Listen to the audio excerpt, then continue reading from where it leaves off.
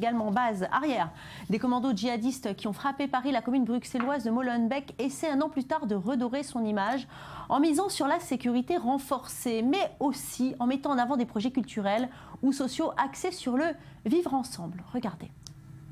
Après les attentats du 13 novembre, Molenbeek a été pointé du doigt. Plusieurs des djihadistes impliqués dans les attaques de Paris vivaient ici, comme les frères Abdeslam, ainsi que Mohamed Abrini et Abdelhamid Abaoud.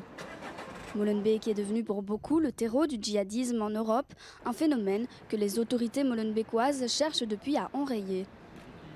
Nous avons, depuis le début de l'année, contrôlé plus de 5000 logements à Molenbeek. Nous avons fermé depuis les 6 premiers mois de l'année près de 20 lieux. Donc moi, je n'ai eu aucune difficulté dans la mise en place du plan Canal après ces événements.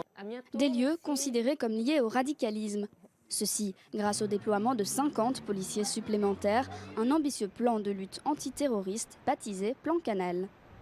Mais ici, les habitants payent toujours les frais de cette mauvaise réputation. On va dire, vous venez d'où? Molenbeek, juste le mot ça veut dire quelque chose, quoi, mais ils ne disent pas pourquoi. Même en France, quand tu dis Molenbeek, Molenbeek pour eux c'est terrorisme. Même si on veut partir de Molenbeek, aller dans une autre commune, on vous dit on venez de Molenbeek, on va vous téléphoner, travail, on va vous téléphoner. Ils ne retéléphonent pas du tout, ça veut dire que vous êtes sur une liste noire. Un coup de projecteur qui a pourtant profité à plusieurs start-up. Ça nous a ramené énormément de contacts et beaucoup d'implications de beaucoup d'acteurs privés.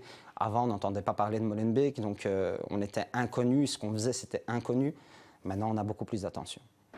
Et cette grande commune aux nombreux espaces verts peut miser sur son dynamisme pour faire taire les préjugés. Avec plus de 1500 associations, de nombreux centres sportifs et culturels et un nouveau musée consacré aux arts de la rue, ouvert en avril 2016.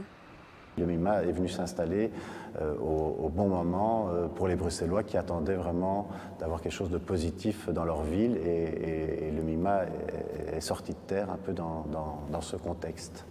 Alors que la Belgique reste sous la menace de nouveaux attentats, le plan Canal vient d'être étendu à cette autre commune de Bruxelles.